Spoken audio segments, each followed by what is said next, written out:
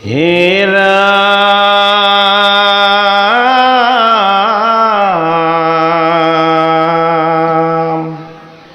নিগত দেখোত শুনা এ কথা ইয়াত পৰে এ কৰিল উৎপাত যত ইন্দ্ৰ কিংকৰে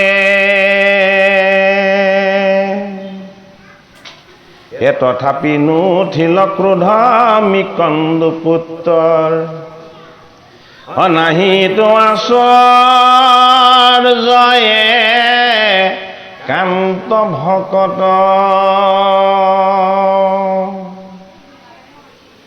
কৃষ্ণ চৰণত শ্ৰিত অনিবেশী সাক্ষাৎ অনকৰিলা ভুৰি ভংগ ইন্দ্ৰ মায়া দিব্য নাৰী সবেদৰ খাইবা কাম ভাব নতলিল মেৰো যেন হে বিচনীৰ বাৱ অনিয়মে সংযমে আতি অচিত বৈশ্য কৰি অচিন্তি আছা বিষ্ণু গানী বিৰত ধ্যান কৰি পৰম সন্তুষ্ট হৈয়া ঋষিৰ সেৱা এ ভৈল নাৰায়ণ যেয়া গতে সাক্ষাৎ এ শুক্ল কৃষ্ণ মূৰ্তি দুই এ মহামনোহৰ এ প্ৰকাশে বদন দৈৰ হে যেন শশধৰ এ ঈশিত হাসিত মুখ পংকজ লোচন এ দৰ্শনে হৈ মহা হে পাতক মোচন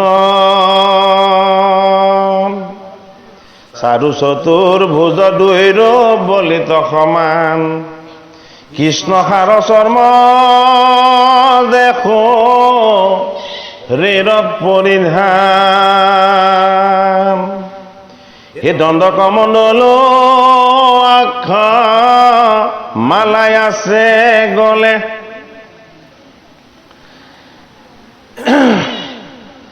হে দণ্ড কমণ্ডল আখ মালাই আৰু কোষ অবেশ ধৰি আছা দুয়ো হে পৰম পুৰুষ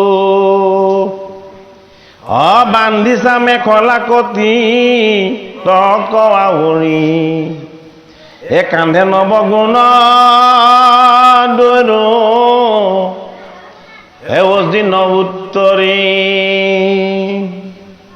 এ তপৰপ ভাৱে যেন বিজুলী প্ৰকাশে এ সহন নযায় দৈগ হে নয় নয় ভাষে অমায়ায়ে স্বযন্ত্ৰ জিতো ইটো ত্ৰিজগত হে ব্ৰহ্মাহৰে কৰে যাৰ হে পাৱে অৱনত হেন ঈশ্বৰৰ ৰূপ নাৰায়ণ ঋষি দিলা দেখা মাকে নেয় হে ঋষি কহ ঋষি হে চকু মেলি চাইলা পাছে মিকন্দুৰ সুত হে নাৰায়ণ ৰূপ যে দে খিতে অদভূত হে মিলিল সম্ভ্ৰম উঠিলা হায়াথে বেথে হে দণ্ডৱতে পৰিপ্ৰণা মিলা নমাই মাথে এ পৰম সাদৰে পৰি আশা কতুক্ষণ এ চক্ষু মেলি চাইলাম প্ৰাণ হে প্ৰভুৰ চৰণ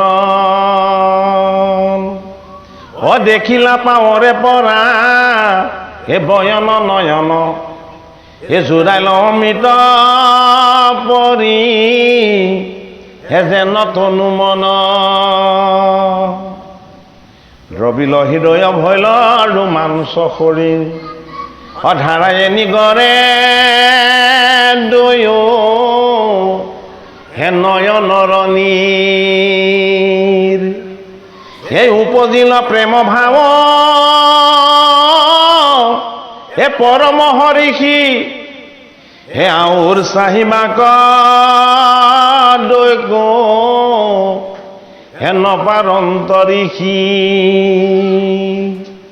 হে আখি মুখি মুচি পাছে চিত কৰি থিৰ অকীতাঞ্জলি বলিলাব চনে ধীৰে ধীৰ এ লুতকে নিৰোধ কণ্ঠ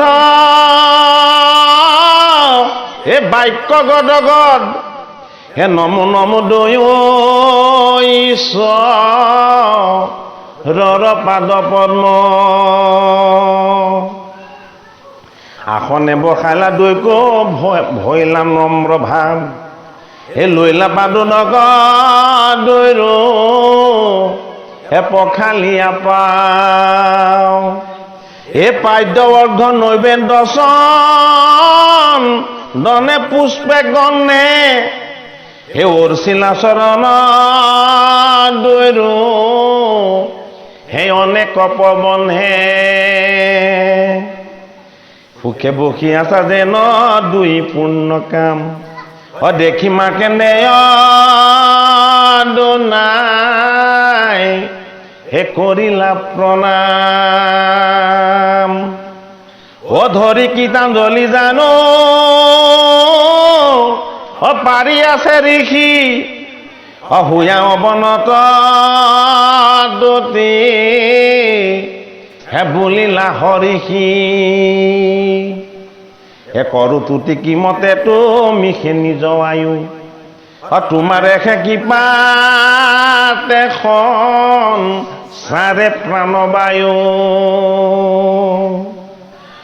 তেবে সে সচল হব ইন্দ্ৰিয় যদে এ মুখতো বচন বজাই তেবে সে প্ৰত্যেক হে আছো সামান্য পানী তাৰ কোন কথা হে ব্ৰহ্মা মহেশ্বৰ প্ৰভু হে নয় অৱস্থা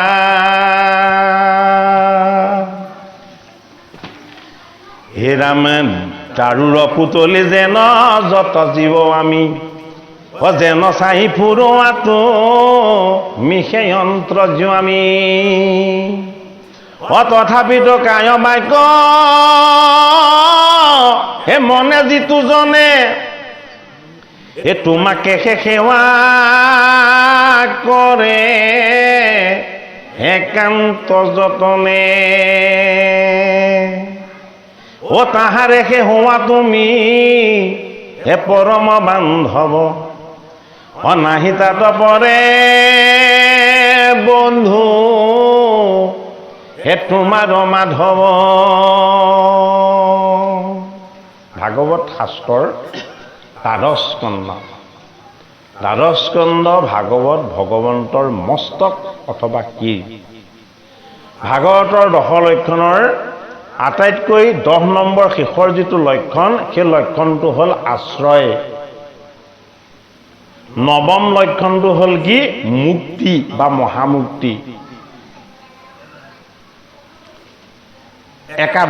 দ্বাদশ হ'ল আশ্ৰয়, একাদশ হ'ল মুক্তি বা মহামুক্তি আৰু 10ম হ'ল নিৰোধ। দ্বাদশৰ পৰা কৈ আহিছোঁ কথাকেইটা কাৰণ আমি দ্বাদশৰ পৰা আৰম্ভ কৰিছোঁ যে। আৰু ভাগৱতৰ প্ৰথম লক্ষণ কি আছিলে? সৰ্গ। দ্বিতীয় লক্ষণ বিসৰ্গ, তৃতীয় লক্ষণ স্থান, চতুৰ্থ লক্ষণ পোষণ, পঞ্চম লক্ষণ অতি, হয়নে? ষষ্ঠ লক্ষণ ঈশানুকথা, পঞ্চম লক্ষণ ঈশানুকথা, ষষ্ঠ লক্ষণ, সপ্ত লক্ষণ, অষ্ট লক্ষণ, এনেকে অতি মনন্দৰ। এই দ্বাদশ স্কন্ধ যিভাগ বৈশিষ্ট্য সেয়া হ'ল আশ্ৰয়। ভাগৱতৰ লক্ষণ 10টা প্ৰথম ভাগৱতৰ দ্বিতীয় স্কন্ধত দিছে। দ্বিতীয় স্কন্ধৰ অন্তিমত ভাগৱতৰ দশলক্ষণ। ভাগৱতৰ দশলক্ষণ ভাগৱতৰ স্কন্ধবিলাকত পৰিপূৰ্ণ ৰূপত প্ৰকট হৈছে। ভাগৱতৰ যি আশ্ৰয় লক্ষণ, এই আশ্ৰয় লক্ষণমান প্ৰকাশ হৈছে ক'ত? ভাগৱতৰ দ্বাদশ স্কন্ধত। এতিয়া প্ৰশ্ন এইটোৱেই, আমি ভাগৱত শাস্ত্ৰক আমাৰ জীৱন শাস্ত্ৰ কৰি বুজিব লাগিব। ভাগৱত শাস্ত্ৰৰ তত্ত্বক আমাৰ বাস্তৱ জীৱনত আমি প্ৰয়োগ হোৱা দেখা পাব লাগিব। ভাগৱত শাস্ত্ৰ আৰু ভকত ইয়াৰ মাজত কোনো ভেদ নাই, এই কথা আমাৰ অনুভৱ হ'ব লাগিব। ভাগৱত বাংময় মূৰ্তি, আৰু এই বাংময় মূৰ্তিৰ চৈতন্য হয় আমাৰ বাক শক্তিৰ দ্বাৰা, হয়নে নহয়? বাংময় মূৰ্তিভাগ চৈতন্য হয় কিহৰ দ্বাৰা? আমাৰ বাক শক্তিৰ দ্বাৰা, কণ্ঠ শক্তিৰ দ্বাৰা। ভাগৱতৰ দ্বাদশ স্কন্ধৰ বৈশিষ্ট্য বা লক্ষণ হ'ল কি? আশ্ৰয়। আমি কিহত আশ্ৰয় লৈ আছো? আমি প্ৰত্যেকে ক'ত আশ্ৰয় লৈ আছো? এই জীৱ, এই জগত, এই সংসাৰ, হয়নে? এই সংসাৰখন আৰু জীৱবিলাকে কিহত আশ্ৰয় লৈ আছো বাৰু? আমি ঈশ্বৰত আশ্ৰয় লৈ থকা নাই। ঈশ্বৰত আশ্ৰয়টো প্ৰত্যক্ষ নহয়। আমি প্ৰত্যেকেই প্ৰত্যক্ষভাৱে আশ্ৰয় লৈ আছো ঈশ্বৰৰ মায়াত, হয় নহয়? আমি প্ৰত্যেকেই হৰিত শৰণ লোৱাৰ আগত, গুৰুত শৰণ লোৱাৰ আগত, আমি ভজন লোৱাৰ আগত, হয়নে? আমি প্ৰত্যেক জীৱই ক'ত আশ্ৰয় লৈ আছিলো? আমি হৰিয়ে ৰচনা কৰা মায়াত আশ্ৰয় লৈ আছো। ভাগৱতৰ দ্বাদশ স্কন্ধৰ লক্ষণ হ'ল আশ্ৰয়, হয়নে? গতিকে এই জীৱবিলাকে ক'ত আশ্ৰয় লৈ আছে? পৰীক্ষিত নৃপতিক দ্বাদশ স্কন্ধত গুৰু ভগৱান শুকদেৱে আচল সত্য কথাটো ক'ব বিচাৰিছে। কি ক'ব বিচাৰিছে? যে হে পৰীক্ষিত নৃপতি, তোমাৰ যিটো দেহ সপ্তম দিৱসত তক্ষকনাকে দংশন কৰি তোমাক মৃত্যু দিব, এই দেহটো হৰিৰ এটা মায়া। এই দেহটো কি? হৰিয়ে ৰচনা কৰা এটা মায়া। বোলে কি? ইয়াৰ চৈতন্য শক্তিটো ঈশ্বৰ, এইটো কাৰণে ই মায়া। মায়া কি? মায়া জ্বৰ। কি জ্বৰ? আমাৰ এই দেহটো জ্বৰ। মায়া জ্বৰ। মায়া কি? মায়া আমাৰ এই দেহটো পঞ্চভূতৰ। এই পঞ্চভূতৰ দেহটোক কি বুলি কোৱা হয়? অকল মায়া বুলিয়ে কোৱা নহয়, মাজে মাজে মহামায়া বুলিও কোৱা হয়। ই চঞ্চল, ই অস্থিৰ, ই জন্ম হৈ কান্দিবলৈ আৰম্ভ কৰে, তাৰ পিয়াহ লাগে, হয়নে নহয়? গতিকে এই দেহটোৰ সুখৰ কাৰণে জীৱই আনক ঠগ প্ৰবঞ্চনা কৰে। এই দেহটোৰ ভোগৰ কাৰণে আনৰ ওচৰত মিছাৰ আশ্ৰয় লয়। এই দেহটোক সুখী কৰি ৰাখিবৰ কাৰণে আমি আনৰ সীমা ঠেলো, পৰৰ হিংসা কৰোঁ, হয়নে নহয়?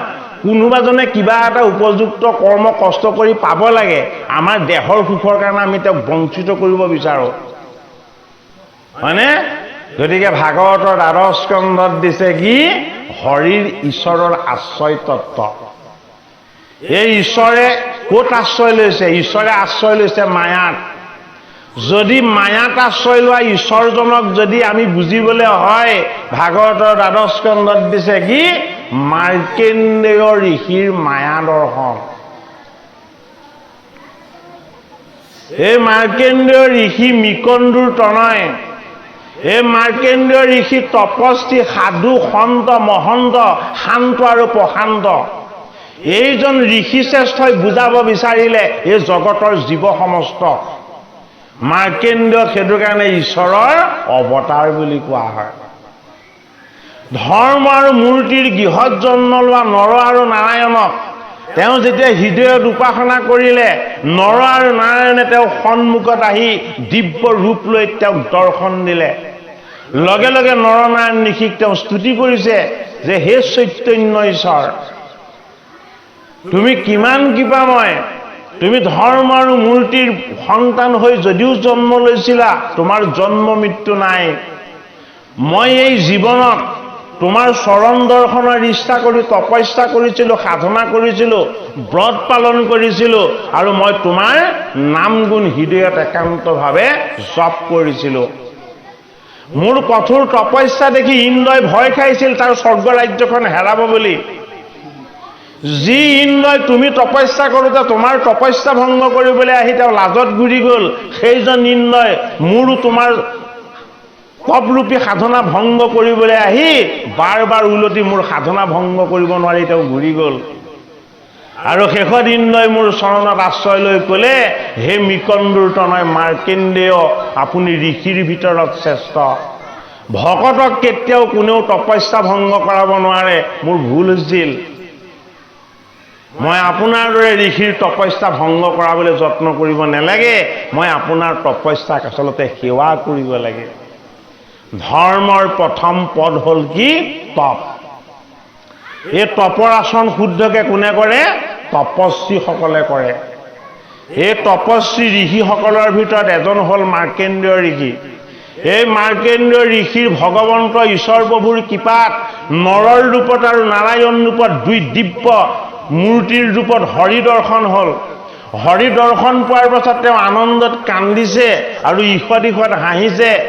নৰ আৰু নাৰায়ণ ঋষিৰ চৰণ চুই সেৱা কৰি কৈছে যে মোৰ জীৱন ধন্য হ'ল, নেদেখা ঈশ্বৰজনক মই দেখিবলৈ পালোঁ।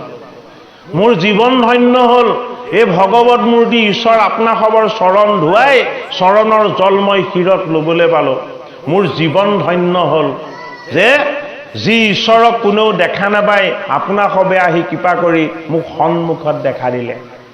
তাৰ পাছত মাৰ্কেন্দ্ৰেয় ঋষিয়ে আত্ম অনুশোচনা কৰিছে, হে নৰনাৰায়ণ স্বৰূপ ঈশ্বৰ ঋষি, মইনো তোমালোকক ক'ত বাহিৰত বিচাৰিছোঁ? মইনো তোমালোকক বাহিৰত দেখিও কিয় আনন্দ প্ৰকাশ কৰিছোঁ? মইতো তোমালোকৰ কৃপাত তোমালোকক মই মোৰ ভিতৰতো দেখা পাইছোঁ। ক'ত দেখা পাইছে? নৰনাৰায়ণ ঋষিক মাৰ্কেন্দ্ৰেয় ঋষিয়ে তেওঁৰ হৃদয়তো দেখা পাইছে।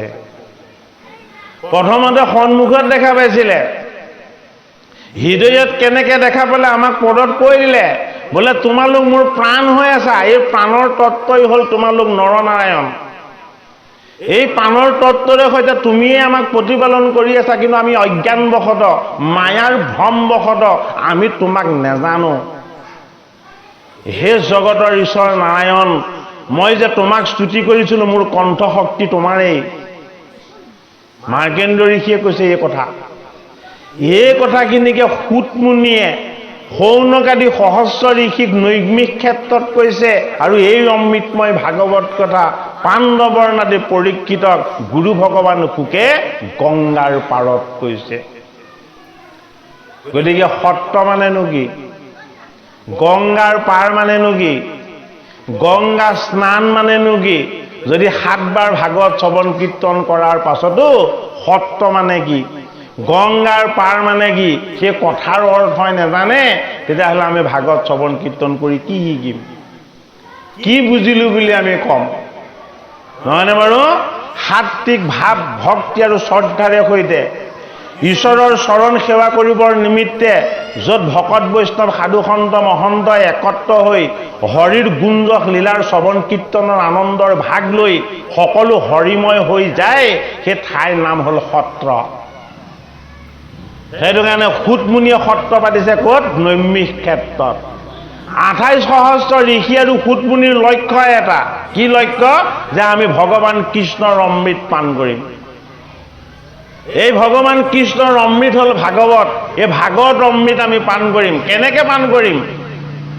আমি 1000 বছৰ যজ্ঞ কৰিলোঁ, দায়ী চুৰি চব ধোঁৱা বৰণৰ কৰি পেলালোঁ, এতিয়া সেইবোৰ চব একাষৰীয়া কৰি থৈ দিলোঁ। বোলে কিয়? সেইবিলাকত আমাৰ বিশ্বাস নাই।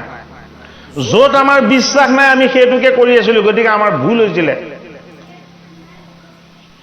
ঋষি সমস্তৰ কিহত বিশ্বাস নাছিলে?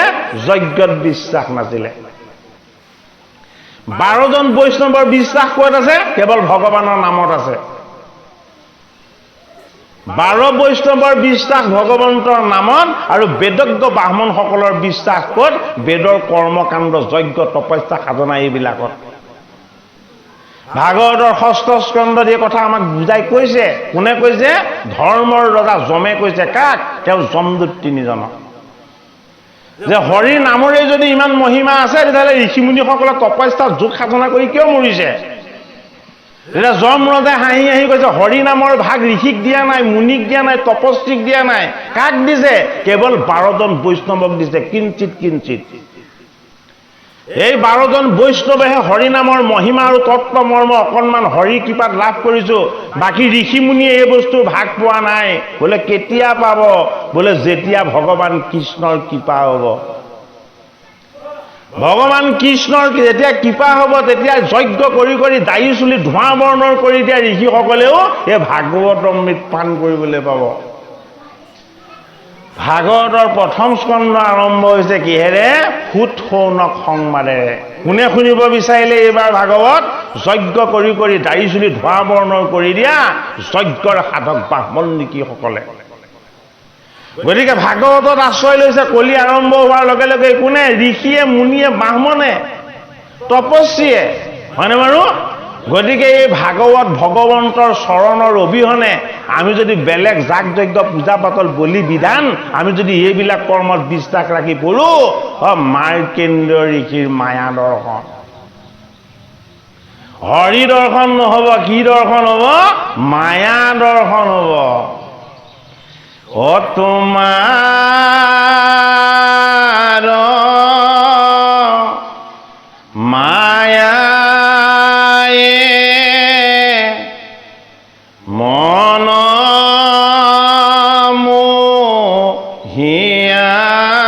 মোহিয়াছে,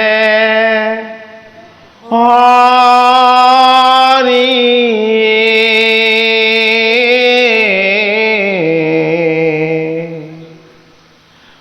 অজ্ঞান আন্ধাৰে পৰিয়া পাৰন পাও ৰাম ৰাম। জগতক মোহিছে কিহে? বিষ্ণুৰ মায়াই। এই বিষ্ণুৰ মায়াই মনটো কিয় মুহি আছে আমাক? আমি যাতে ভকতিৰ জ্ঞানৰ পৰা বঞ্চিত হওঁ। ভগৱন্তই ভকতিৰ জ্ঞান ভকতক দিবলৈ বিচাৰে, কিন্তু কিয়নো জীৱবিলাকক মায়াৰ ভ্ৰমত, মায়াৰ সমুদ্ৰত চঞ্চল কৰি উপঙাই ৰাখিছে, হয়নে? জগতখনেই মায়া, এই ব্ৰহ্মাণ্ডখনেই হৰিৰ মায়া। মায়াৰ 3টা তত্ত্ব 17তম। এই মায়া বিস্তাৰৰ কাৰণে তেওঁ 3 জন দেৱ বিস্তাৰ কৰিছে। প্ৰথম ভাগৱতৰ 3য় স্কন্ধ সৃষ্টি ৰহস্য ৰণাদিপাতনত এই 3 জন দেৱৰ তত্ত্বৰ কথা আছে। এই 3 জন দেৱক তেওঁ মায়াৰ সত্তাৰে সৈতে 3টা তত্ত্ব কৰি জন্ম দি লৈছে। কিয় জন্ম দি লৈছে? হৰিয়ে মায়াৰ মাজত আনন্দ কৰিব। গতিকে এই শাস্ত্ৰভাগ হ'ল বৈকুণ্ঠৰ শাস্ত্ৰ। এই শাস্ত্ৰভাগৰ স্বৰূপটো কি? ভাগৱত গ্ৰন্থ বিপৰীত। এইভাগ বিপৰীত গ্ৰন্থ। কিয় বিপৰীত গ্ৰন্থ? অন্য গ্ৰন্থ পঢ়িলে কেৱল জ্ঞান লাভ হয়। ভাগৱত গ্ৰন্থৰ পৰা কি লাভ হয়? হৰিৰ মায়া দূৰ হয়। প্ৰথম তাৰ তত্ত্ব। অন্য গ্ৰন্থ আদি অধ্যয়নে হৰিৰ মায়াৰ পৰা জীৱক মুক্ত কৰিব নোৱাৰে। ভাগৱত গ্ৰন্থৰ শ্ৰৱণ কীৰ্তনে জীৱক কি কৰে? হৰিৰ মায়াৰ পৰা মুক্ত কৰি দিয়ে। সেইটো কাৰণে ভাগৱত গ্ৰন্থ বিপৰীত। দ্বাদশ স্কন্ধত এতিয়া হৰিৰ আশ্ৰয় তত্ত্বৰ দ্বাৰা মাৰ্কেন্দ্ৰ ঋষিৰ ঈশ্বৰ তত্ত্বৰ দ্বাৰা পৰীক্ষিত নৃপতিক বুজাব বিচাৰিছে। কোনে? গুৰু ভগৱান শুকদেৱে। হে পাণ্ডৱৰ নাতি পৰীক্ষিত, মই তোমাক সপ্তম দিৱস ভাগৱত কলো আৰু তুমি মোক জনালা যে তোমাৰ ব্ৰহ্মজ্ঞান লাভ হ'ল। ব্ৰহ্মজ্ঞান লাভ হোৱাৰ পাছত তুমি আৰু মই অভেদ্য, তুমি এই কথা অনুভৱ কৰিলা, কিন্তু এতিয়াও এটা কথা মই তোমাক ক'বলৈ বাকী থাকি গ'ল। বোলে কি? তুমি এতিয়াও মায়াতে আছা। অৰ্থাৎ আমাৰ এই কায়টো, দেহটো আৰু জীৱটো যেতিয়ালৈকে আমাৰ লগত থাকিব, আমি তেতিয়ালৈকে মায়াত বন্দী হৈ থাকিম। এই মায়াত বন্দী হৈ থকা জীৱই মায়াটো দেখা পাব লাগিব। এই জীৱই যদি মায়া দেখা নাপায়, তেতিয়াহ'লে ঈশ্বৰক বিচাৰি নাপাব। ভৰিত হাতত ক'ৰবাত যদি হুল সোমাই, তেতিয়াহ'লে কিহেৰে উলিয়াব লাগিব? হুলেৰে উলিয়াব লাগিব, হয়নে? গতিকে হৰিয়ে ৰচনা কৰা মায়াৰ পৰা জীৱ যদি মুক্ত হ'বলৈ হয়, সেই শুদ্ধ জীৱই হৰিৰ মায়া দৰ্শন কৰিব লাগিব। মায়াটো দৰ্শনহে কৰিব লাগিব, মায়াত নিমজ্জিত হ'ব নালাগিব। মাৰ্কেন্দ্ৰীয় ঋষিৰ মায়া দৰ্শন। ভাগৱতৰ দ্বাদশ স্কন্ধৰ কি? দ্বাদশ স্কন্ধৰ শিৰোৰত্ন। পৰীক্ষিতৰ ব্ৰহ্মজ্ঞান লাভ দ্বাদশ স্কন্ধত কি? দ্বাদশ স্কন্ধৰ হৃদয় পৰীক্ষিতৰ ব্ৰহ্মজ্ঞান লাভ। এই দ্বাদশ স্কন্ধত ভগৱন্ত ঈশ্বৰৰ স্বৰূপ কি? জীৱ ক'ত দেখাইছে? এই জন্মেজয়ৰ দ্বাৰা সৰ্পযজ্ঞ কৰি দেখাইছে। এই দ্বাদশ স্কন্ধৰ ৰহস্য কি? এই দ্বাদশ স্কন্ধৰ ৰহস্য হ'ল মাৰ্কেন্দ্ৰীয় ঋষিৰ মায়া দৰ্শন। জ্ঞান, বিজ্ঞান, তদং আৰু ৰহস্য, ভাগৱতৰ 4টা তত্ত্ব। এই 4টা তত্ত্বই দ্বাদশ স্কন্ধত দিছে ভাগৱত শাস্ত্ৰত। জ্ঞান কি? কলিযুগৰ নিৰ্ণয়, কলিযুগৰ ধৰ্ম। ভাগৱতৰ প্ৰথম স্কন্ধত দিছে কি? যুগ ধৰ্ম। এই যুগ ধৰ্মটো আমি যেতিয়ালৈকে বুজি নাপাম, আমাৰ ঈশ্বৰ জ্ঞান লাভ নহ'ব। সেইটো কাৰণে 4 তত্ত্ব জ্ঞান ভাগৱতৰ দ্বাদশ স্কন্ধৰ প্ৰথমত দিছে কি? কলি ধৰ্ম নিৰ্ণয়। এয়া হ'ল জ্ঞান। এই জ্ঞানৰ পাছত দিছে কি? বিজ্ঞান। বিজ্ঞানটো কি? পৰীক্ষিত নৃপতিৰ ব্ৰহ্মজ্ঞান লাভ হ'ল বিজ্ঞান। জ্ঞান, বিজ্ঞান। বোলে তদংটো কি? বোলে তদং হ'ল মাৰ্কেন্দ্ৰীয় ঋষিয়ে কি বিচাৰিছিলে আৰু কি ল'লে। পৰীক্ষিতৰ পুত্ৰ জন্মেজয়ে কি কৰিলে আৰু কি হ'লে, এয়া হ'ল তদং। পৰীক্ষিতৰ পুত্ৰ জন্মেজয়ে কি কৰিলে? সৰ্পযজ্ঞ কৰিলে। এয়া দ্বাদশ স্কন্ধৰ তদং। আৰু দ্বাদশ স্কন্ধৰ ৰহস্য কি? দ্বাদশ স্কন্ধৰ ৰহস্য হ'ল মাৰ্কেন্দ্ৰীয় ঋষিৰ মায়া দৰ্শন। জ্ঞান, বিজ্ঞান, তদং, ৰহস্য দ্বাদশ স্কন্ধত 4টা বস্তু একত্ৰ হৈ আছে। জ্ঞানত কলিযুগৰ ধৰ্ম নিৰ্ণয়, হয়নে? আৰু বিজ্ঞানত কি আছে? বিজ্ঞানত আছে পৰীক্ষিতৰ ব্ৰহ্মজ্ঞান লাভ। তদঙত কি আছে? তদঙত আছে পৰীক্ষিতৰ পুত্ৰ জন্মেজয়ৰ দ্বাৰা সৰ্পযজ্ঞ, সৰ্পকুলক বধৰ চেষ্টা। আৰু ৰহস্যত কি আছে? ৰহস্যত আছে মাৰ্কেন্দ্ৰীয় ঋষিৰ মায়া দৰ্শন। এই ৰহস্যটো যেতিয়ালৈকে জনা নাযাব, জ্ঞান, বিজ্ঞান আৰু তদং, এই 3টা বস্তু আমাৰ হৃদয়ত কেতিয়াও অনুভৱ নহ'ব। সেইটো কাৰণে ৰহস্যটো জানিবৰ কাৰণে ভাগৱতৰ দ্বাদশ স্কন্ধত কি দিয়া হৈছে? মাৰ্কেন্দ্ৰীয় ঋষিৰ মায়া দৰ্শন। আমি প্ৰত্যেকেই জন্ম মৃত্যুৰ মাজত বান্ধ খাই থকা একোজন মাৰ্কেন্দ্ৰীয়। প্ৰত্যেক জীৱই জন্ম আৰু মৃত্যুৰ মাজত যি বান্ধ খাই আছে, সেইজন মাৰ্কেন্দ্ৰীয়। জন্ম হৈছে, মৃত্যু তাৰ হ'বই, হয়নে? জন্মৰে জীৱনৰ আৰম্ভ, মৃত্যুৰে জীৱনৰ সমাপ্ত। তাৰ মাজত যিসকলে সাধক হৈ বাস কৰি আছে, প্ৰত্যেক জীৱই হ'ল মাৰ্কেন্দ্ৰীয়। বোলে কি? প্ৰত্যেক মায়াতে আছা কিন্তু নাজানা। প্ৰত্যেকে মায়াৰ ভ্ৰমতেই উপঙি আছা কিন্তু অনুভৱ কৰা নাই। এতিয়া দ্বাদশ স্কন্ধত দেখাই দিলে কি? মিকন্দুৰ তনয় মাৰ্কেন্দ্ৰীয় ঋষিৰ মায়া দৰ্শন। কিয়? পৰীক্ষিত নৃপতি মায়াৰ পৰা মুক্ত হ'ব লাগিব।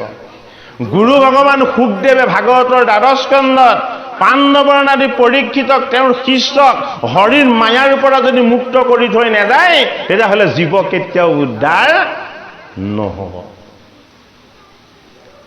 ভাগৱত গ্ৰন্থ বিপৰীত।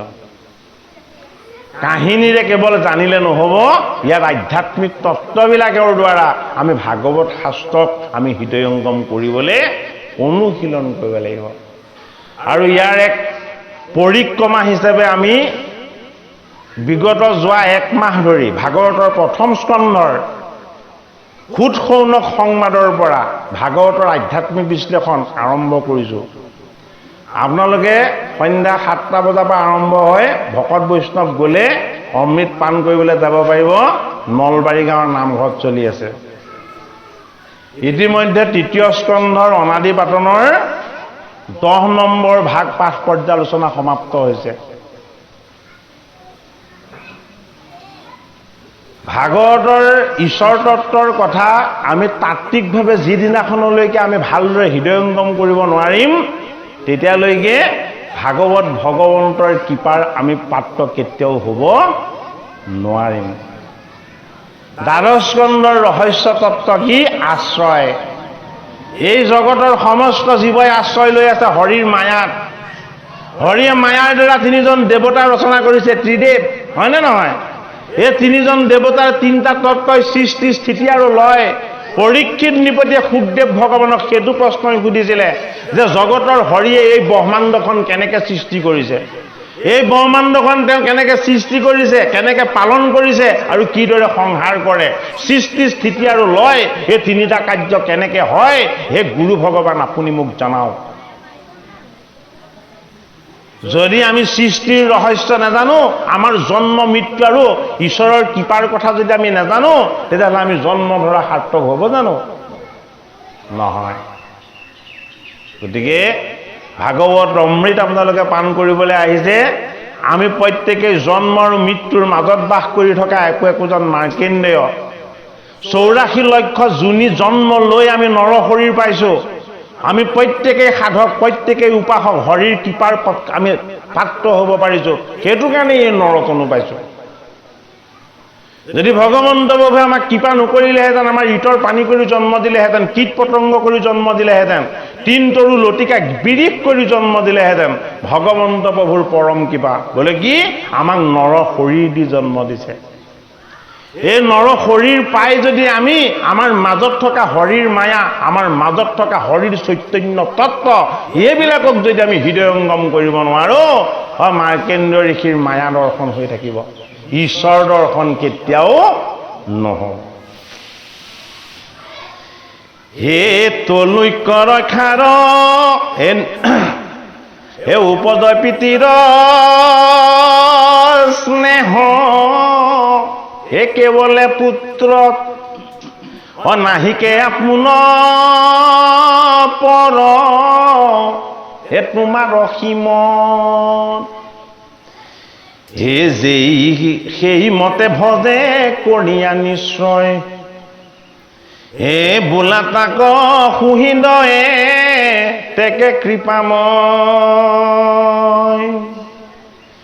অনুহিকা ধৰ্মৰ পুত্ৰ, হে জগত আধাৰ, হে ভৈলা মানুহ যেনে মৎস্য কুৰ্ময় অৱতাৰ। জগতৰ হৰিয়ে ধৰ্মক বৰ দিছিলে কি বুলি? ধৰ্মই সদায় ধৰ্মক ধাৰণ কৰে, ধৰ্মদণ্ড ধাৰণ কৰি এই জগতখনক প্ৰতিপালন কৰাত সদায় ঈশ্বৰ সেৱাত তেওঁ কি কৰি আছে? নিজকে উৎসৰ্গা কৰি আহিছে। সেইটো কাৰণে ধৰ্ম ৰূপেৰে হৰিৰ সেৱা কৰি হৰিৰ কৃপাৰ লাভ কৰিব পৰা এই ধৰ্মক জগতৰ হৰিয়ে আশীৰ্বাদ দিছিল। বোলে কি? মই তোমাৰ সেৱাত সন্তুষ্ট হৈছোঁ। বোলে কি? তুমি সদায় ধৰ্মক ধৰিছা, তুমি ধৰ্মৰ সত্যক সদায় পালিছা, তুমি অসত্যক কেতিয়াও প্ৰশ্ৰয় দিয়া নাই। সেইটো কাৰণে তোমাৰ গৃহত আমি এবাৰ পুত্ৰ হৈ জন্ম লওঁ। কোনে কৈছিলে? জগতৰ হৰিয়ে কৈছিলে। সেইটো কাৰণে ধৰ্ম আৰু মূৰ্তিৰ গৃহত গৈ জগতৰ হৰিয়ে 2জন ঋষি হৈ জন্ম লৈছিলে, এজন নৰ, সিজন নাৰায়ণ। এই নৰনাৰায়ণ ঋষিয়ে আহি দৰ্শন দিছে সি কাক? মিকন্দুৰ তনয় মাৰ্কেন্দ্ৰেয়।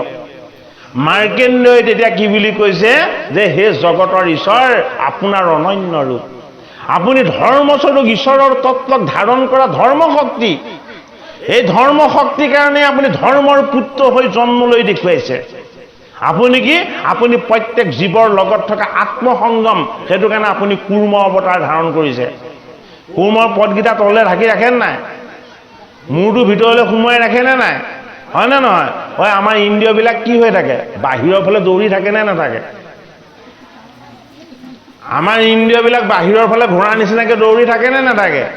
থাকে। হৰিয়ে কুৰ্ম অৱতাৰ ধৰি দেখুৱাই যে সেইবিলাকক দৌৰাই নাৰাখিবা, বোলে কি পৰীক্ষিতৰ নিচিনাকৈ অভিশাপ পাই যাবা। ইন্দ্ৰিয়বিলাকক যদি দৌৰাই ৰাখিবলৈ হয় তেতিয়াহ'লে অভিশাপ পাই যাবা। সেইটো কাৰণে এই কুৰ্ম অৱতাৰ মই ধাৰণ কৰি দেখুৱাইছো। কেতিয়া? অমৃত মন্থনৰ সময়ত। অমৃত মানে কি? অমৃত মানে যি কোনোদিন ক্ষয় নহয়, যি অক্ষয় অব্যয়, যি বস্তুৰ কোনোদিন বিনাশ নহয়। এই অমৃতস্বৰূপ ঈশ্বৰৰ অমৃত তত্ত্বক যদি মন্থন কৰিবলৈ হয় তেতিয়াহ'লে হৰিয়ে নিজে কুৰ্ম ৰূপ লয়। বোলে কি আপোনালোকে ইমান গৰমত যে বহি আছে, কেনেকৈ বহি আছে? সোনকালে আহি আজি নাম প্ৰসংগ কৰি ভাগৱত শুনিম বুলি যে আজি মন ইমান শুদ্ধ কৰি আপোনালোক যে একেস্থিৰে আছে, কেনেকৈ আছে? আপোনালোক থকা নাই, কুৰ্ম ঈশ্বৰে ধাৰণ কৰি ৰাখিছে কি? ধৈৰ্য, ধৃগুণটো, কুৰ্মস্বৰূপ ঈশ্বৰৰ শক্তি, ভকতক দিয়া আত্মসংযম। গতিকে সেইবিলাক ঈশ্বৰৰ শক্তি কি কৰিব লাগিব? ভগৱন্ত ঈশ্বৰৰ কৃপা লাভ কৰিব লাগিব। এনেকুৱা মানুহো আছে ভগৱানৰ কথা ওলালে মানে দৌৰি পলায়, হয় নে নহয়? কথাটো আপোনালোকে নিজে প্ৰমাণ পাইছে, হয়নে বাৰু? কুৰ্ম ৰূপেৰে ঈশ্বৰে অৱতাৰ লৈ দেখুৱাইছে। বোলে কি মই আত্মসংযম যাৰ হৃদয়ত দিম সিহে সংযমী হ'ব। এতিয়া মিকন্দুজনে মাৰ্কেন্দ্ৰই কৈছে, হে জগতৰ হৰি নাৰায়ণ, মোৰ হৃদয়ৰ আত্মসংযমেই তুমি। মোৰ দেহৰ এই কাইটো কি? এই কাইটো হ'ল এটা মিছা বস্তু। তুমি মৎস্য অৱতাৰ ধাৰণ কৰিছা। বোলে কি এটা মাছ পোৱালি ময়েই। সেইটো কাৰণে মৎস্য অৱতাৰৰ কথাও কৈছে। নেদেখা ঈশ্বৰজনক কেনেকে পাৰি নিজৰ মাজত বিচাৰি চাইছে কোনে? মাৰ্কেন্দ্ৰেয় ঋষিয়ে। জানিলো তুমি সে অযত সৃষ্টি প্ৰলয়তো, অকমান থাকি গৈছে দেই, তলৈকৰ ৰক্ষাৰ হেতু তোমাৰ উদয়, দিবা মুখ্য লোকৰ ৰক্ষণ, দিয়া দুখ ভয়।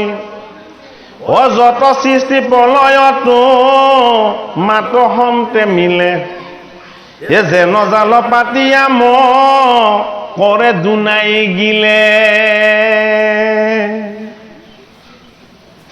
জানিলো তুমি সেইটো জগত কাৰণ, তোমাকে সে ভজনিতে পখীয়া শৰণ। এহি চৰণক যিটো কৰিলে আশ্ৰয়, তাকে সে নোচোয় কৰ্ম ফল কাল ভয়।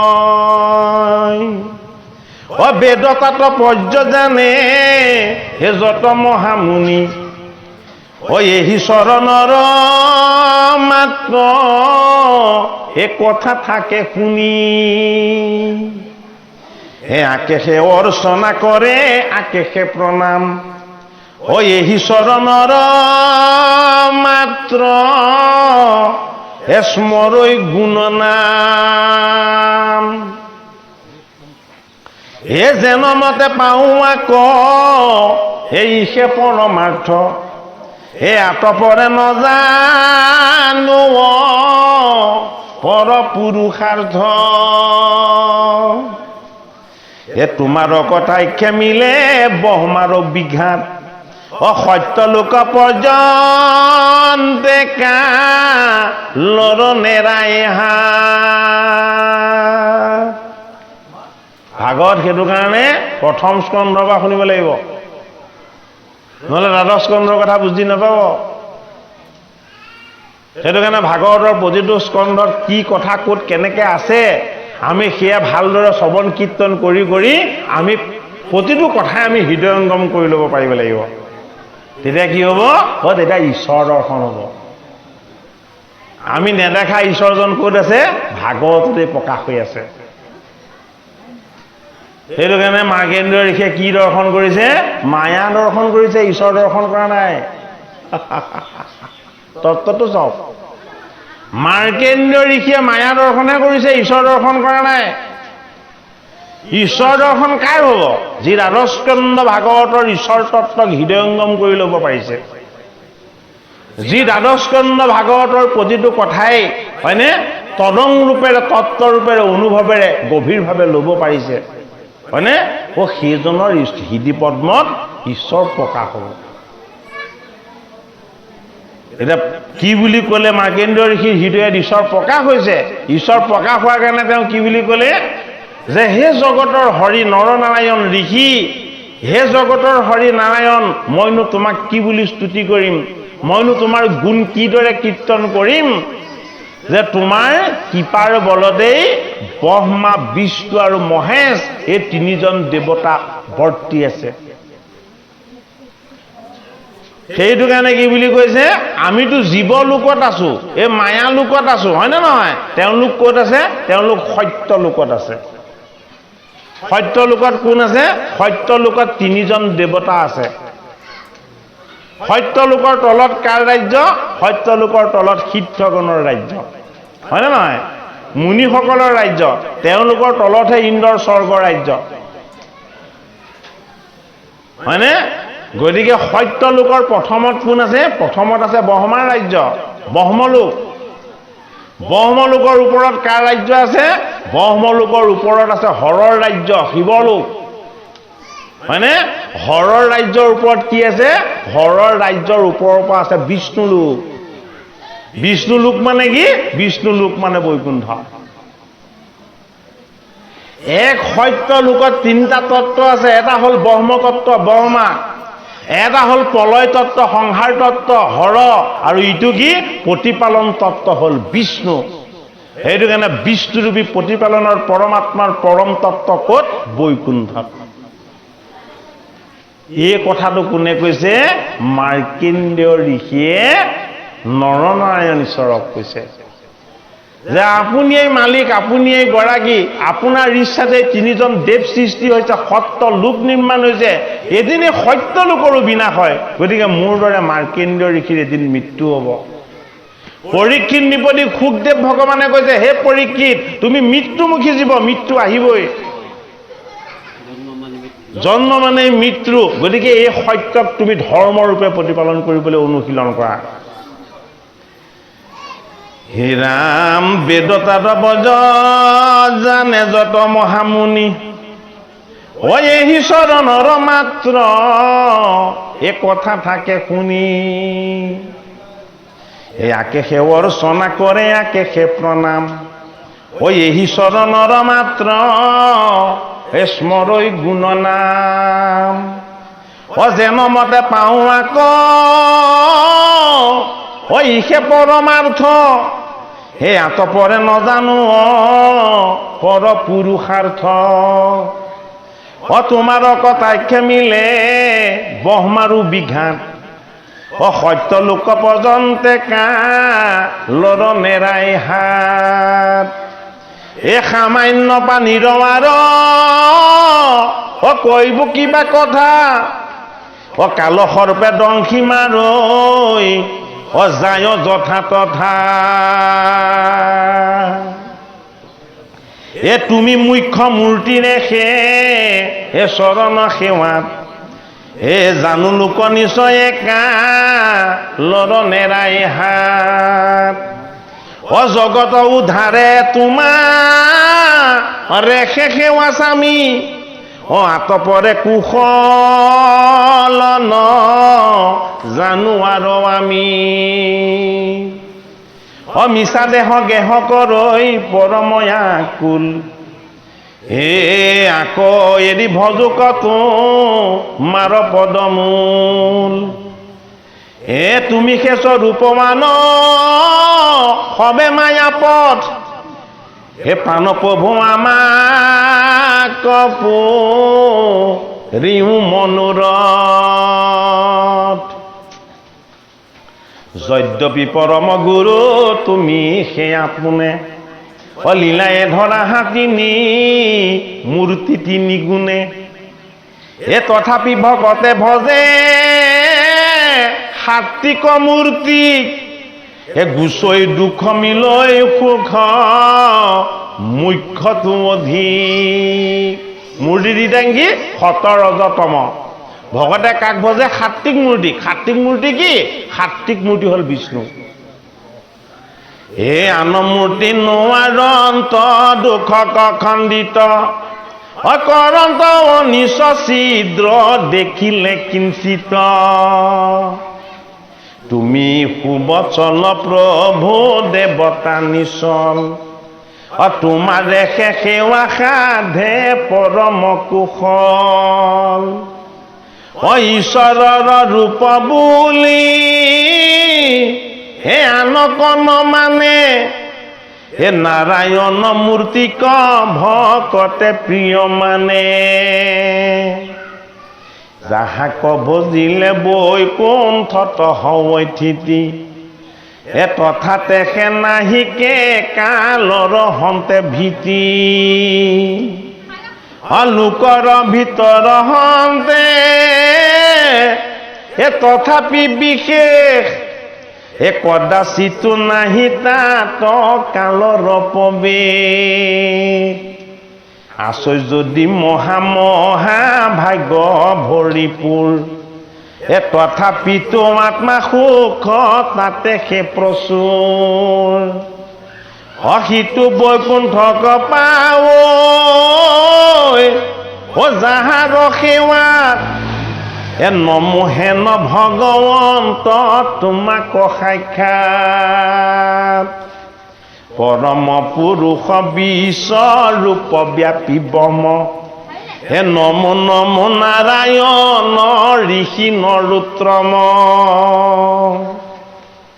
হে নমো নমো পৰম দেৱতা অচ্যুতক হে নমো নমো শুদ্ধ বেদ পথ প্ৰৱৰ্তক নমো চৰাচৰ ৰূপী ব্ৰহ্ময় অৱতাৰ হে অগতিৰ গতি প্ৰভু হে কৰিয়াই আমাৰ মিছা বিষয়ক যিটো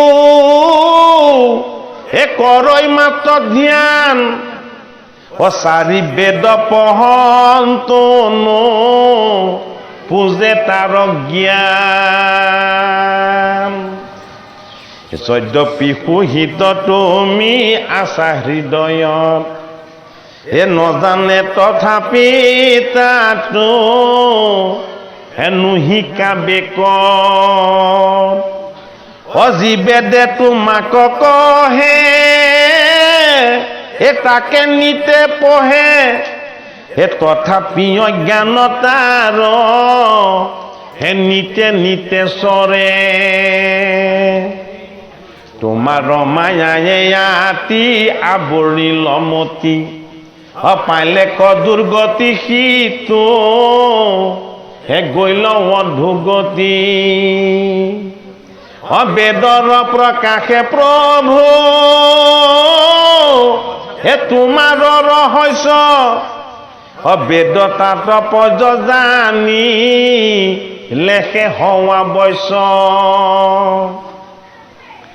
তুমি কি কৰিলে বস হোৱা তুমি বেদ জানিলে বস নোহোৱা বেদৰ তাৎপৰ্যটো জানিলেহে তুমি বস হোৱা বোলে কিয় মই ভগৱন্তৰ কৃপাত বেদৰ তত্ত্ব বা তাৎপৰ্যটো বুজি পালো বোলে কি বেদৰ তাৎপৰ্য হলা তুমি বোলে কি তুমি মোৰ আত্মা তুমি মোৰ হৃদয় তুমি মোৰ কায় তুমি মোৰ বাক্য তুমি মোৰ মন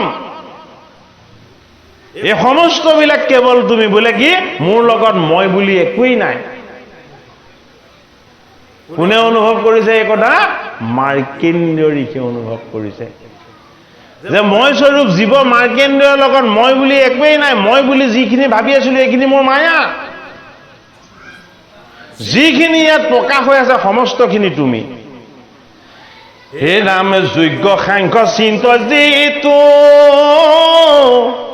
তেজীয়া সেৱা এ ব্ৰহ্মা দিও হৈ মোহ হে নপায়া তোমাক, তুমি সি কৰুণাময় পুৰুষ পুৰাণ হে মই মহাভিক্ষুক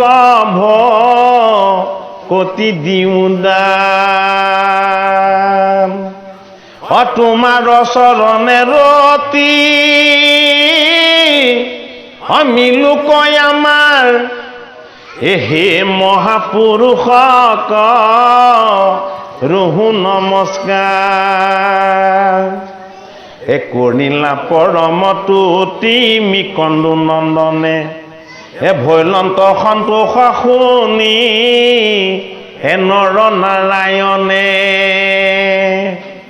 হে মধুৰ বচন চয়ে ঋষিয়ে আচাসী হে প্ৰসন্ন বদনে বুলি লন্ত হৰি হাসি, হে বম ঋষি তুমি শুনিও যুগুতি মুক ভকতি তুমি পাইলা হামুকুতি। নৰনাৰায়ণে কি বুলি ক'লে মিকন্দৰ তনা মাৰ্কেন্দ্ৰ ঋষিক যে তুমি জীৱন্ততে মুক্ত হৈ গলা, তোমাৰ এতিয়া মুক্তি বুলি প্ৰয়োজন নাই, বোলে কি মই তোমাক কৃপা দৃষ্টিৰে চাইছো, তুমি জীৱন্ত কালত এই মুকুতি সুখৰ যি আনন্দ এই আনন্দৰ গৰাকী হৈ গলা। হে ৰাম মহাতুষ্ট ভৈল দেখি ব্ৰত ব্যৱহাৰ হে লৈও বৰয়ে বেমন হে বাঞ্ছিত তোমাৰ মই ভক্তিত তুষ্ট হলো, তোমাক জীৱন্ত কালতে তুমি মুক্তি হৈ গলা, মই এই বৰ দিলো, আৰু যদি তোমাৰ কিবা বৰ প্ৰাপ্তিৰ ইচ্ছা আছে তেতিয়াহ'লে মোক ব্যক্ত কৰা। কোনে কৈছে? নাৰায়ণে কৈছে মাৰ্কেন্দ্ৰীয় ঋষি। হেন শুনি ঋষি কহিল অন্তয় ভীমত হয় আপোনাৰ উক্ত ঋষি হে কৰিলা বেকত, হেন দেৱ দেৱ ভয় হাৰি ভকতৰ নাহিকে তোমা তপৰৈ হে কৰোণা সাগৰ, হে মনেও দেখিলে মাত্ৰ তোজোপাদ পদ্ম যেহি সেহি পানী পাৱৈ হে ব্ৰহ্মা ৰুদ্ৰ প্ৰদ, হেন দেৱ ভৈলাই আশী হে চকুৰ গোচৰ হে আৰু আতপৰে মোৰ হে পাইব লাগে বৰ। কি বুলি কৈছে যে আপুনি কৰোণাৰ সাগৰ, আপুনি কৃপাৰ নিধি, আপোনাক যে দেখা পালো আৰু মোক কি বৰ লাগিছে, একো বৰ নালাগে। কোনোবাই আপোনাক এইদৰে দৰ্শন নাপায় যদি মনেৰেও যদি ভাবেৰেও যদি আপোনাক কেনেবাকে দৰ্শন কৰিব বিচাৰে সিও ব্ৰহ্মা হৰৰ দৰে পুণ্য পদ পায়। গতিকে হে ভগৱন্ত প্ৰভু, আপুনি যেতিয়া মোক দৰ্শন দিলে, আপুনি মোক যেতিয়া কৃপা কৰিলে আৰু মোকনো কি বৰ লাগিছে। হে ৰাম হেন দেৱ ভৈলো আমি চকুৰ গোচৰ, হে ৰাম দেখিলো চৰণ কৰি হে লহু সম্ভাষণ, হে প্ৰভু মোৰ কোন নিশি জিল প্ৰয়োজন, কৰিলা কীৰ্তনা লাগে আনবৰ কৰো কিন্তু স্বামী আমি হে এখনি গোচৰ, যিটো বিষ্ণু মায়া জগ তক মোহ কৰে বিদ্যমানে তোমাক নি চিনৈ নিৰন্তৰে,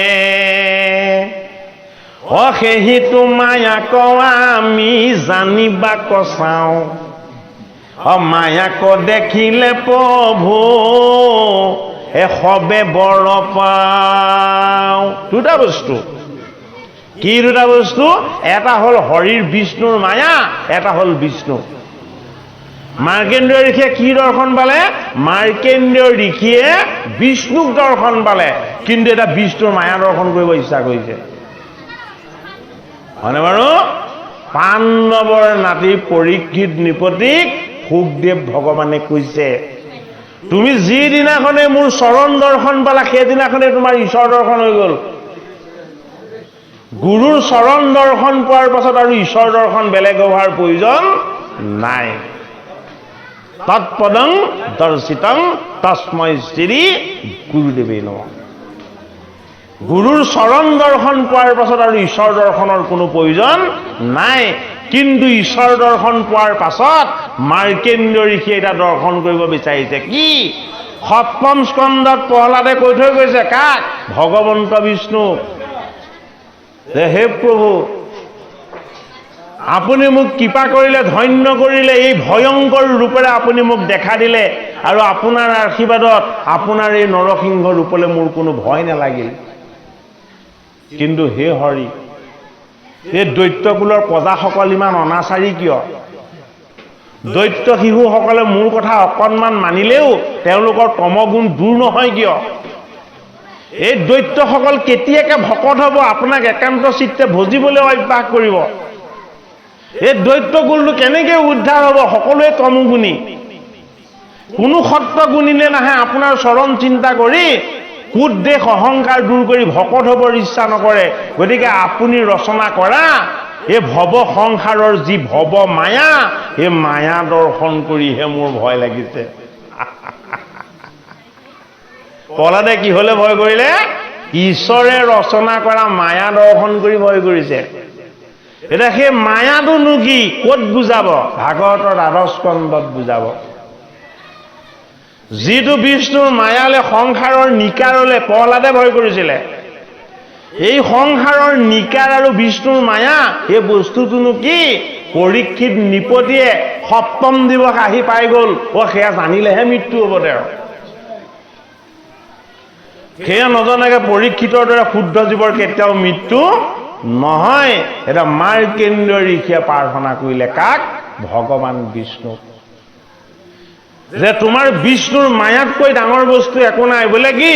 যিজনে নিজৰ ভাৰ্যাৰ মুখলৈও 1000 বছৰ নেচালে। কি বয়? দক্ষ কন্যাক বিবাহ কৰি আনি কাষতে বহুৱাই ৰাখিলে, সহস্ৰ বছৰ তপস্যাকে কৰি থাকিলে, এবাৰো মুখলৈকে নাচালে। সেইজন শিৱয়ো বস্ত্ৰ খুলি উলংগ হৈ তোমাৰ পাছত দৌৰিবলৈ লাগিলে। হয়নে বাৰু? এই বিষ্ণুৰ মায়া মোহিনী শক্তি কিমান ভগৱন্তৰ শক্তি, এই শক্তিটোক বুজাইছে। গতিকে এই শক্তিটো মাৰ্কেন্দ্ৰই বুজিব বিচাৰিছে। বোলে কি? তোমাৰ এই বিষ্ণু মায়াৰ শক্তিটোৰ বিষয়ে ময়ো অকণমান জানিব বিচাৰো। হে ৰাম, সেহিটো মায়া কয়া আমি জানিবা কচাওঁ, মায়াক দেখিলে প্ৰভু সবে বৰ পাওঁ। হেন শুনি নাৰায়ণে বুলি লন্ত হাসি, নিকটতে মোৰ মায়া দেখা দিবে আহি। পাইবা দেখা মায়া মহি, জীৱে মনস্কাম, বৰ পাই আমাকে নয়ে কৰিলা প্ৰণাম। পুজিলা চৰণ দৈৰ দোনাই ঋষিৰাজ, ভৈল নৰ নাৰায়ণ আচমৰ বাজ। লয়া পাছে সাদৰেৰি হিতয় অনুমতি, গৈলা দুয়ো বদৰিকা আচমক প্ৰতি। কিমতে মায়াক দেখো হেন মনে ঋষি, আচমতে গুণন্ত, আচমতে বসিয়া গুণন্ত হৰ্নিশি। দেখিবু মায়া কমহা হে মনত উৎসুকে হে কৰন্তে আনন্দে ধ্যান হে হৃদয় বিষ্ণুকে চন্দ্ৰ সূৰ্য জলয় অগ্নি পৃথিৱী আকাশ আপোনাৰো মনে মূৰ্তি কৰন্ত প্ৰকাশ হে মনোময় নৈবেদ কল্পিয়া দীপ ধূপ হে সদা ঋষি ৰাজে পূজে মহাহৰি ৰূপ হে ৰামে মহাপ্ৰেমৰ ৰসকটো মনত উপজৈ হে পাশৰন্ত পূজায় আনন্দত মন মজৈ কি হ'ল তোমাৰ মায়াটোনো কেতিয়া দৰ্শন পাম বুলি ভাবি থাকোঁতে সদায় হৰিক উপাসনা কৰা মাৰ্কেন্দ্ৰই হৰিক সেৱা কৰিবলৈকে পাহৰিলে হে ৰাম মিলে আহি হৰি হৰিৰ ৰোমাঞ্চিত হে লোটকনি গৰি ঢলি পৰে পৃথিৱীত কৃষ্ণ কৃষ্ণ বুলি কতো কৰন্ত কন্দন মুক নচাৰিবা প্ৰভু দৈৱকী নন্দন হৃদয়তে দেখি কতো মূৰ্তিৰ প্ৰকাশ পাইলো কৈ যাইবি বুলি কৰে হা হে ৰাম কৃষ্ণ হৰি বুলি কৰন্ত ৰাম নচান গাৱন্ত প্ৰেমে আকুল স্বভাৱ এই পৰীক্ষিতে হাতত ধনুখন লৈ মৃগকেইটা পাছে পাছে খেদি ফুৰিছিলে নে নাই ফুৰিছিলে হয় মাৰ্কেন্দ্ৰ ঋষি সেয়া মায়া দৰ্শন ইমান এজন বিষ্ণু ভক্ত ৰজাই হয়নে হৰিক পাহৰি হৰিৰ চৰণ এৰি হৰিক সাধনা কৰা ঋষিৰ গলত মৰাসাপ মেৰিয়াত লাগি গ'লগে এয়ানো বিষ্ণুৰ মায়া নহয় কি পৰীক্ষিতক সেয়াকে বুজাইছে তুমি পাব লাগিছিলে কৃষ্ণক কিন্তু তোমাৰ যৌৱনৰ বলত তুমি কাক পালা তুমি বিষ্ণুৰ মায়াক পালা সেইটো কাৰণে কৃষ্ণক পাহৰিলা কান্ধত ধনু ললা পিঠিত শৰ ললা ঘোঁৰাই টনা ৰথত উঠিলা আৰু তুমি জল নিবলৈও পাহৰিলা বোলে কি তোমাৰ স্মৃতিত ভক্তি জ্ঞান নাই গোটেই জগতখনকে তুমি কেৱল সংসাৰময় দেখিছা হৰিময় দেখা নাই এইটো কাৰণে এতিয়া কি হ'ব লাগিব যি হৰিক ভক্তি কৰি হৰিক উপাসনা কৰিছে এই জগতখনকো হৰিময় দৰ্শন পাবলৈ যত্ন কৰিব লাগিব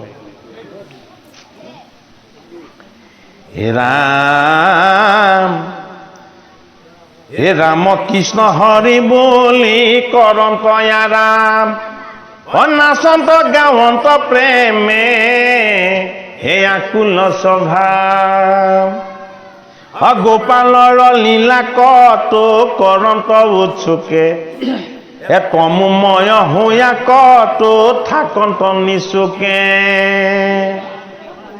নচাৰয় হৰি কৱাৰ ঋষিৰ হৃদয় যেহি দিগি চাহন্তে দেখন্ত কৃষ্ণময় এহি মতে ঋষি যে মে কত দিনয় আছে শুনিও শনক যেন কথা ভৈল পাছে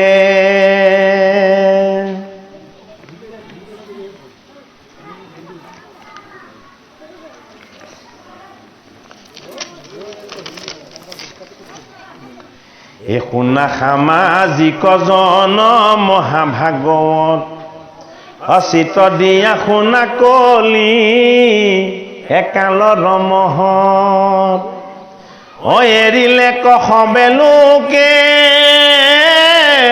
হে আচাৰ বিচাৰ কলিৰ প্ৰভাৱ ভৈল হে লোক একাকাৰ দেখালো বে মুহে কেহু নবাচে হে ৰামে কহে কোন শাস্তে পাত কিৰ কৰ্মই আছে সদ্যপি নুশুনা কেনে থিৰ কৰি মতি কৃষ্ণ বিনা নাহিয়ান হে গতিৰ গতি হে কৃষ্ণ প্ৰাণময়ী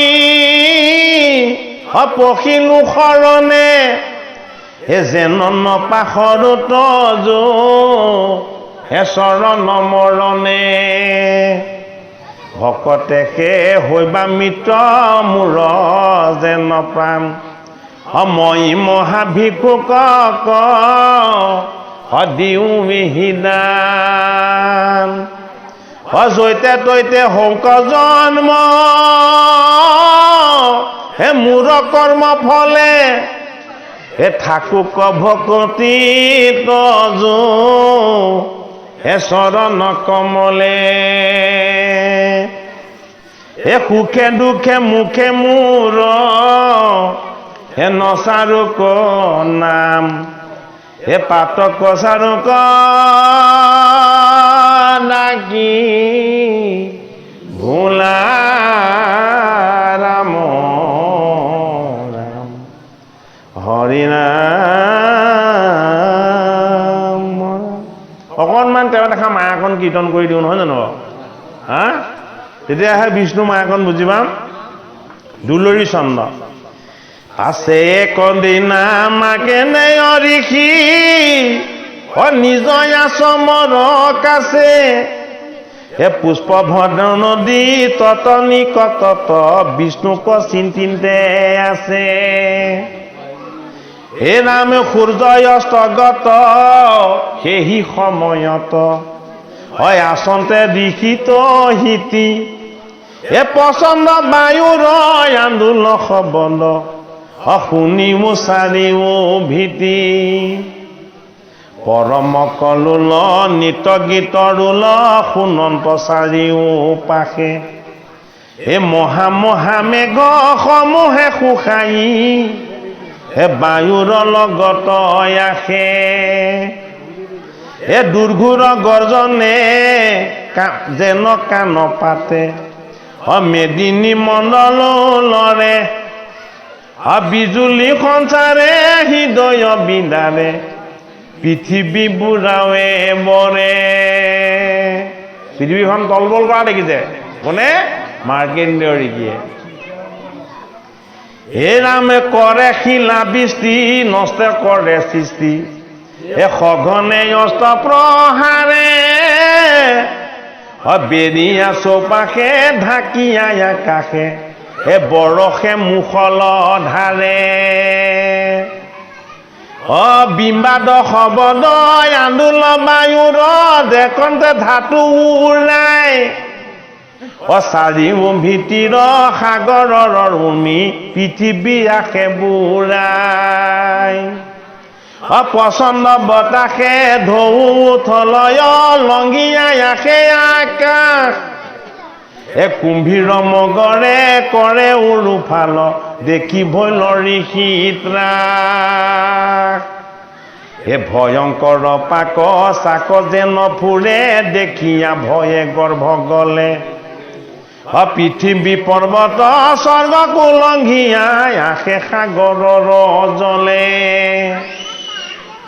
হে পচন্দ বায়ুৰ আন্দোলে উঠলে ভয়ংকৰ উৰ্মিশয় খনেকে তোলৈক তল নিয়াইলে ঋষিৰ কাম্পে হৃদয় চন্দ্ৰ সূৰ্য জ্যোতি যতে নক্ষত্ৰ যত স্বৰ্গবাসী দেৱ অনিমিষেকে আহি সবেতলৈ গল আৰু নাথাকিল কে মাৰ্কেণ্ডেয় ঋষিয়ে বাৰে বাৰে কৃষ্ণক চিন্তা কৰিছে ধ্যান কৰিছে উপাসনা কৰিছে হয়নে কিন্তু তেওঁ কি দেখিছে অপ্সৰাসকলে নৃত্য কৰা দেখিছে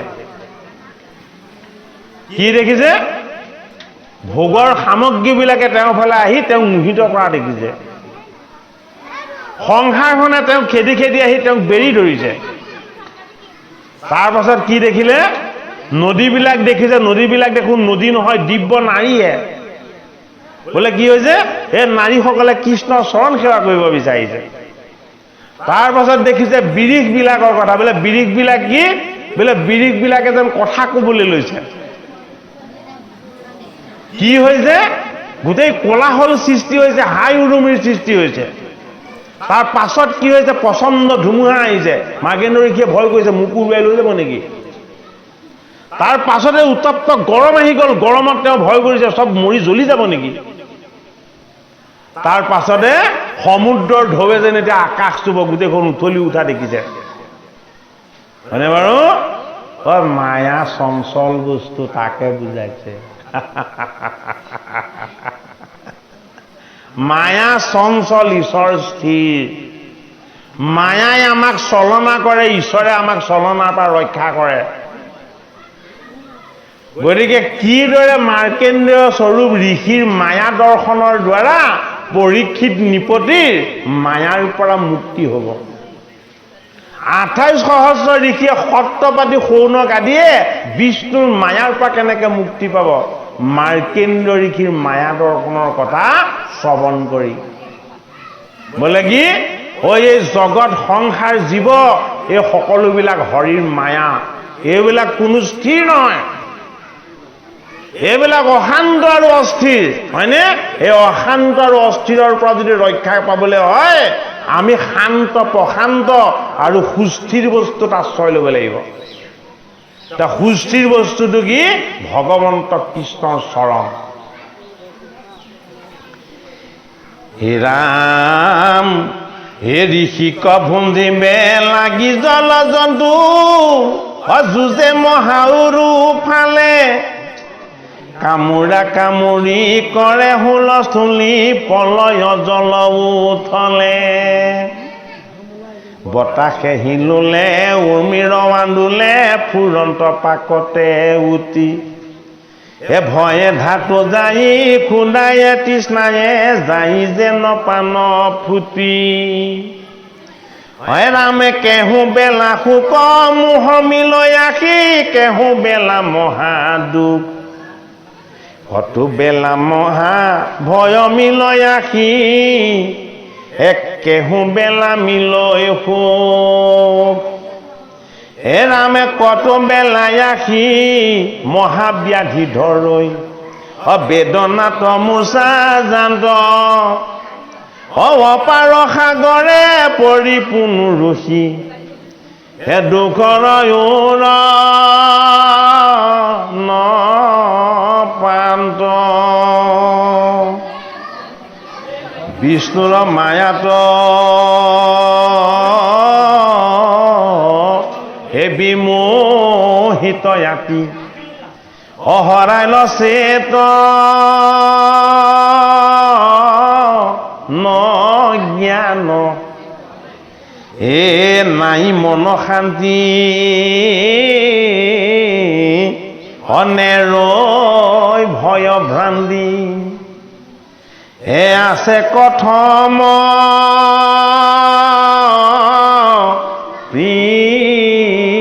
প্ৰাণ, কত লক্ষ কোটি সহস্ৰ বৰিষ, জলতে ভ্ৰমণ গৈল, তথাপিতো সিটো দুষ্মহ দুৰন্ত, দুখৰ অন্ত নভৈল। হৰি ৰাম, হে ৰাম ৰাম, ৰাম ৰাম ৰাম। সামৰিব লাগিব নেকি? তেতিয়াহ'লে কথাকেইটা পদ পাঠ কীৰ্তন নকৰাকৈ মাৰ্কেন্দ্ৰীয় ঋষি মায়াৰ পৰা কেনেকৈ মুক্ত হ'ল সেই কথাকেইটা কৈ দিব লাগিব, নহয়নে বাৰু? নহ'লে কথাখিনি আধৰুৱা হ'ব। ভগৱন্ত বিষ্ণুৱে দুহাত দাঙি আশীৰ্বাদ দি দিলে, মোৰ সমস্ত মায়া তোমাৰ দৰ্শন হৈ যাব। কি হৈ গ'ল? লগে লগে তেওঁ ভয়ত কম্পমান হ'বলৈ ল'লে। কি আহিছে? ধুমুহা আহিছে, শিলাবৃষ্টি আহিছে, মেঘৰ গৰ্জন আহিছে, আকাশখন খহি পৰিবলৈ লৈছে। হয়নে? তেওঁৰ মনটো ভয় শংকাত কি হৈছে? কম্পমান হৈছে।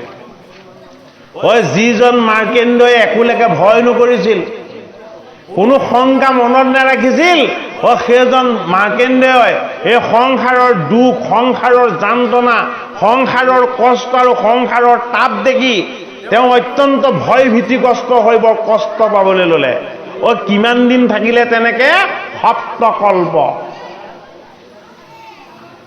মাৰ্কেণ্ডেয় ঋষিয়ে সপ্তকল্প বিষ্ণুৰ মায়া দৰ্শন কৰি ভয় ভীতিগ্ৰস্ত হৈ কষ্ট আৰু যন্ত্ৰণাত তেওঁ চট ফটাবলৈ ধৰিলে আৰু পাছত ভগৱন্ত প্ৰভুক তেওঁ স্তুতি কৰিলে যে হে জগতৰ হৰি, তোমাৰ এই মায়াময় সপ্তকল্প চালো কিন্তু শেষ নহল, তোমাৰ মায়াৰ অন্ত নহল, মই সপ্তকল্প চালো, হয়নে বাৰু?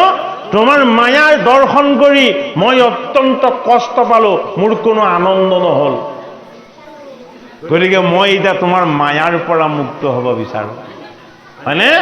এতিয়া কি হ'ল? ভগৱন্ত কৃষ্ণক একান্ত চিত্তে কায় বাক্য মন এক কৰি ভগৱন্ত কৃষ্ণক তেওঁ ধ্যান কৰিলে আৰু তেওঁ ধ্যান কৰাৰ লগে লগে বহুত সময়ৰ অন্তত তেওঁ দেখা পাইছে, প্ৰথমতে তেওঁক দেখা দিছে কোনে? পাৰ্বতীয়ে।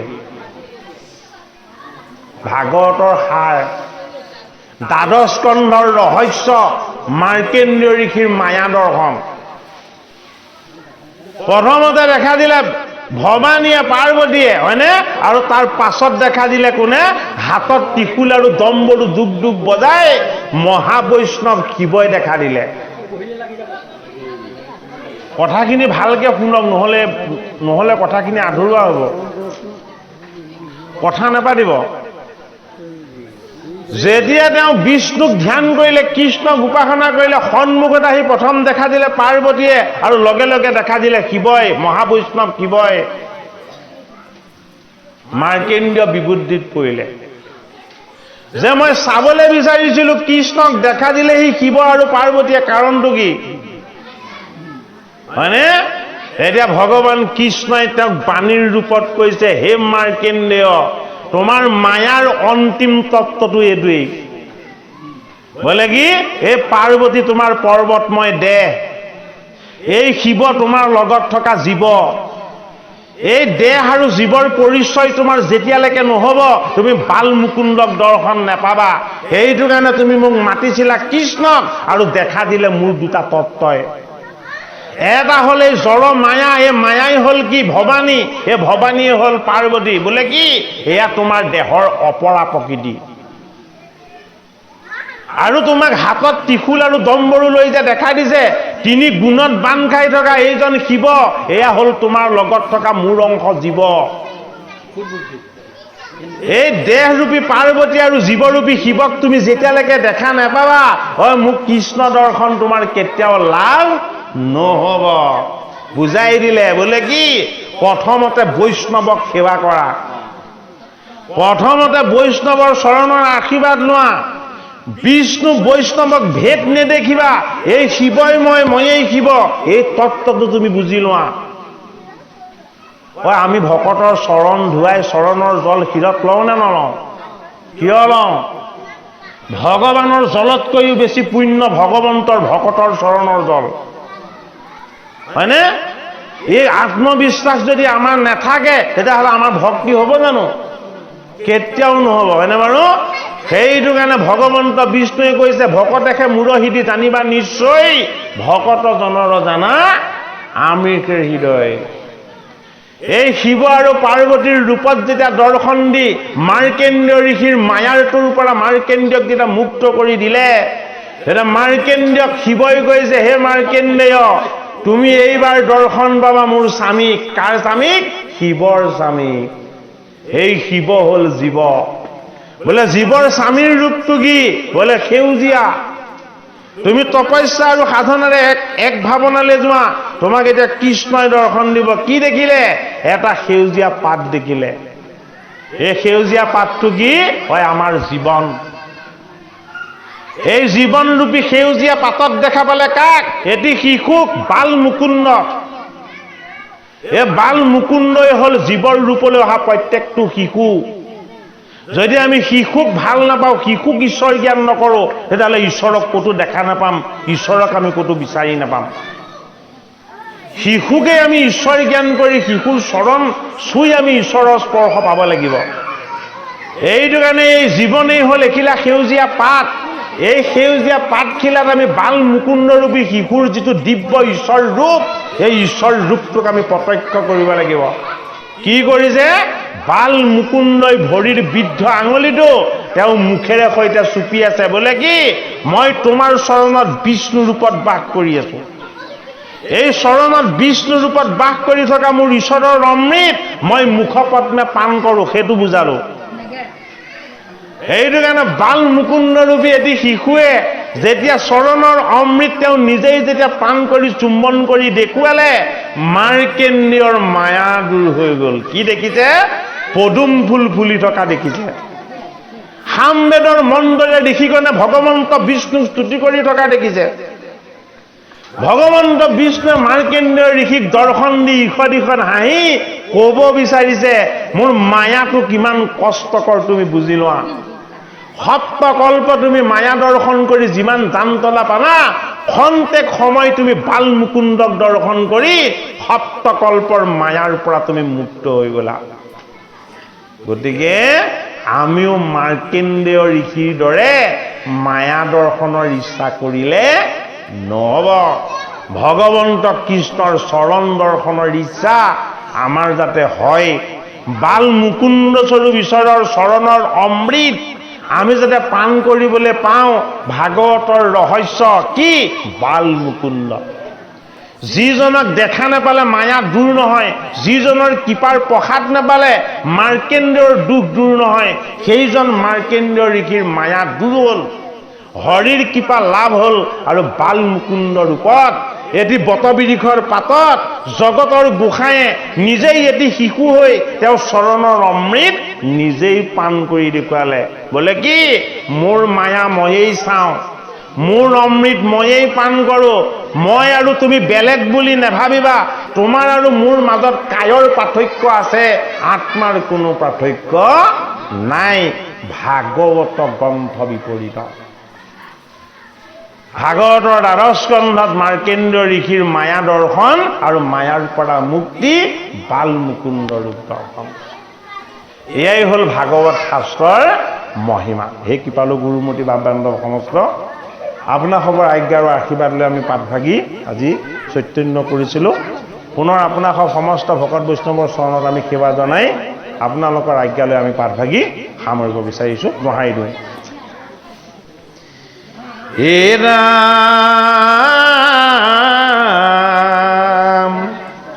বিষ্ণু ৰমায়ত বিমোহিতয়াতি হৰাইল চেত ন জ্ঞান হে নাই মন শান্তি অনেৰৈ ভয় ভান্তি আশয় কথম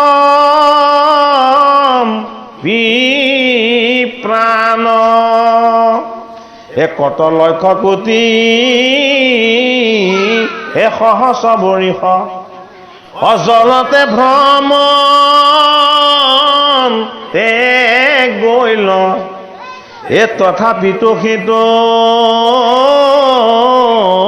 হে দুষ্মহ দুৰন্ত হে দুখৰয়ন্ত ন ভৈল হৰি নাম হে ৰাম ৰাম ৰাম ৰাম